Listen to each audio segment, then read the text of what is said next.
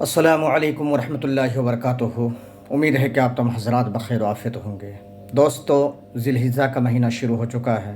اللہ کے نبی صلی اللہ علیہ وسلم ایک روایت کے ارشاد فرماتے ہیں کہ بندے کا نیک عمل اللہ کی بارگاہ میں ان 10 دنوں میں جو عبادت بندہ کرے گا، نیک عمل کرے گا، تو اللہ کے نزدیک دوسرے دنوں میں عبادت کرنے سے بڑھ کر ہے۔ حضرت صحابہ نے پوچھا نبی پاک صلی اللہ علیہ وسلم، کیا جہاد فی سبیل اللہ سے بھی یہ 10 دن کے عمل بڑھ کر ہیں؟